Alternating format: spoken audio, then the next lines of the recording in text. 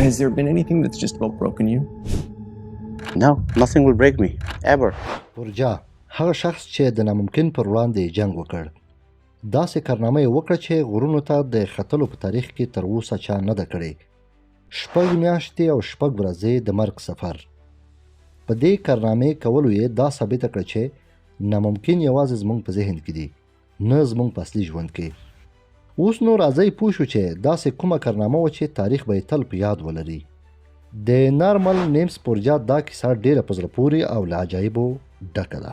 تر یوه تاریخي نوم پورې نیمس یوه ورځ پریکړه وکړه چې د نړۍ 14 لوړ غرونو ته پورته شي چې دا هر غر د 8000 مترو نه لوړ و. دا کار د نړۍ په تاریخ کې هیڅ انسان نه و کړی. حتی د نړۍ لویو غره ختونکو ویل چې دا کار ناممکن دی، خو نیمس د خلکو خبرو ته هیڅ ارزښت ورنه کړ. په همدې خاموشه او یخه فضا کې هغه سړی ولاړ دی چې وروسته یې د ټوله نړۍ د غرونو تاریخ بدل کړ. دا سړی نارمل نیمس پورجا دی. پورجا په 1983 کال د جولای میاشتې په 25مه نیټه په نیپال کې زیږېدلی، خو د ده په زړه کې داسې یو قوت و چې د نړۍ لوی غره ختونکي پرې حیران پاتې شول. پورجا په 18 کلنۍ کې برتانیا په ځانګړي پوځ ګورګاها کې په 2003 کال کې شامل شو. په 1940 کال کې د برتانیا، هند او نیپال ترمنځ یو رسمي سند لاسلیک شو چې په اساس یې پریکړه وشوه چې د برتانیې پوځ حق لري چې هر کال د نیپال څخه د ګورګاهات ځانګړي سرتیري استخدام کړي. په 2013 کال کې د برتانیې ملکې لخوا پورجا ته د MBE یو مدني افتخار ورکړل شو. MBE د برتانیې امپراتورۍ د امیر غړي معنا لري. دا یو مدني او پوځي افتخار دی چې د برتانیا د سلطنت لخوا هغه کس ته ورکول کیږي چې د ټولنې یا هیواد لپاره غوره خدمت ترسره کړی وي او په خپل مسلک کې ځانګړې او استثنایی لاسته راوړنې ولري. لومړی یې په 2013 کال کې له پوځ نه استعفا وکړه. ټوله شتمني یې خرڅه کړه، قرضونه یې واخیستل. یوازې یو هدف یې درلود، د ناممکن پر وړاندې جګړه کول. پورجا غره ته د ختلو لومړی هڅه ډیره سخته وه. اکسیجن کم، هوا یخ او د طوفان له کبله د ټیم ډیرو کسانو شاتګ وکړ. خو پورجا هوډ کړی و چې هیڅکله به شاتګ نه کوي او نړیوال نوم به جوړوي او تل به یې ویل چې زه د ناممکن پر وړاندې جګړه کوم، نه د هوا پر وړاندې. نیمس پورجا ټول 14 غرونو ته په 6 میاشتو او 6 ورځو کې پورته شو. او دا بیا رین هولډ میسنر دی، د سویلي اټالیا اوسیدونکی. په 1944 د ډسمبر په 13 دنیا ته راغی. له کوچنیوالي یې د غرونو سره مینه درلوده. 15 کلن و چې د پلار سره یې په لومړي ځل 3000 متره لوړ غره ته پورته شو. دا لومړی کس و چې ټول 14 لوړ غرونو ته ختلو یې 14 کاله وخت نیولی و، له لومړي ختلو څخه تر وروستي غره ختلو پورې. راځئ د میسنر په دې اوږده سفر ورسره د ډېرې غمجنې پېښې کېدو په تړاو لږ تم شو. میسنر د 1970 میلادي کال نانګا پرابات غره ته د ختلو پر مهال له یوې غمجنې پیښې سره مخ شو. دا غر د پاکستان ګلګت بلتستان سیمه کې موقعیت لري. دا ډیره ښایسته سیمه هم ده. دې غره ته نږدې سیمه د دایمیر ولسوالي ده. د دې څوکې لوړوالی 46,680 فوټه یا 8126 متره دی.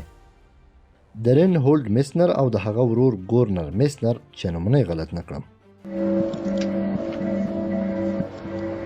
د دغه غرونو ترمنځ ګډ اکسپیډیشن یا غره ته د ختلو ځانګړی ماموریت و چې د لومړي ځل لپاره یې د ننګافرآباد په یوه نوې او سخته لار ختل غوښتل. سفر د دواړو غرونو ترمنځ پیل شو. د هولډ ورور ګورنر ډیره هڅه کوله چې نوم جوړ کړي. رین هولډ میسنر په خپلو یادښتونو کې لیکلي چې په لاره کې به ماته خپل ورور د احتیاط سپارښتنې هم کولې، خو تقدیر ورسره برعکس نادره لوبه وکړه. سخت یخ، ستړیا، د اکسیجن کموالی، خو سره له دې هم غره ته د ختلو سخته هڅه روانه وه. ګورنر میسنر او هولډ میسنر دواړه په دې بریالي شول چې 8126 متره ارتفاع ته پورته شي.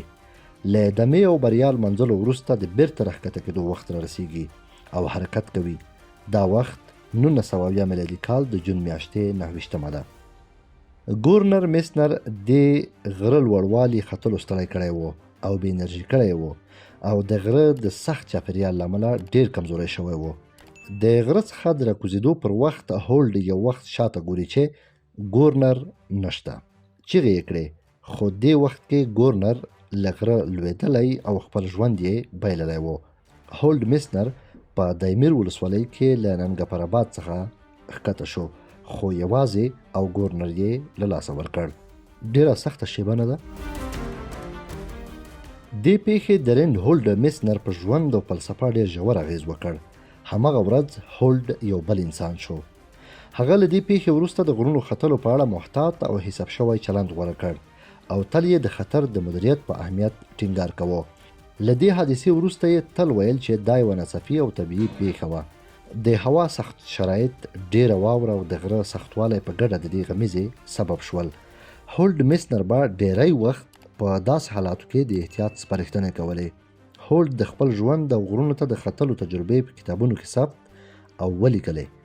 ننګپرآباد غره ته د ختلو تجربه او د خپل ورور ګورنر میسنر پیښه یې په بېجامې غر کتاب کې لیکلې.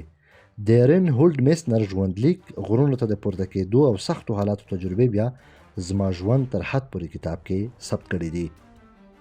اصلي موضوع پاتې نشي، د پورجا کیسه ښیم. د پورجا د 14 لوړو غرونو سفر په 2019 کال کې پیل او په حیرانونکي ډول پای ته ورسېده. دې غرونو ته په ختلو یې دا ثابته کړه چې ناممکن ممکن کیدای شي، خو که څوک کلک هوډ او پخه اراده ولري. خو له دې هم خبر اوسئ چې د نارمل پورجا په دې خطرناک سفر ځینې غره ختونکي او د دې برخې څېړونکي نیوکې هم کړي دي. هغه ځکه چې ویلي دي چې په دې سفر کې پورجا مصنوعي اکسیجن کارولی و، ځکه یې دا سفر په دومره لنډه موده کې ترسره کړ. په دفاع کې یې د غرونو لیجنډ هولډ میسنر د غرونو د تاریخ یوه لویه څیره بیا د پورجا د دې سفر ستاینه کړې. میسنر وویل چې دا یوه بېسارې او ځانګړې لاسته راوړنه ده. هغه داسې یو ستر نوښت وبللو چې غره ته د ختلو په تاریخ کې به تلپاتې نوم وي. میسنر د نقدونو پر وړاندې د دې پروژې د ستراتیژۍ او نتیجې احترام هم وښود.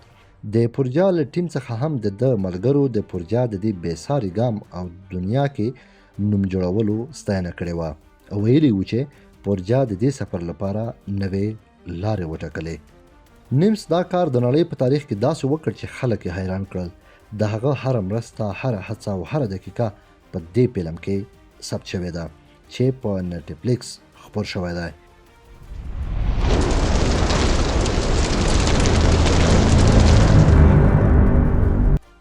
دا یو مستند او یو رښتونی فلم دی چې پکې د پورجا د ژوند د لوړې ژورې هڅه او پر ځان باور او د ناممکن پر وړاندې پر جګړې جوړ شوی دی. ولې دا کیسه مهمه ده؟ ځکه نیمس نارمل پورجا دا ثابته کړه چې ناممکن یوازې د خلکو په ذهن کې وي، نه زموږ په اصلي ژوند کې. امید دی د نارمل نیمس پورجا په اړه دا ویډیو به مو خوښه شوې وي. نو ورشئ زموږ د یوټیوب چینل در سره سبسکرایب کړئ او خپل نظر مو په کومنټ کې را سره شریک کړئ.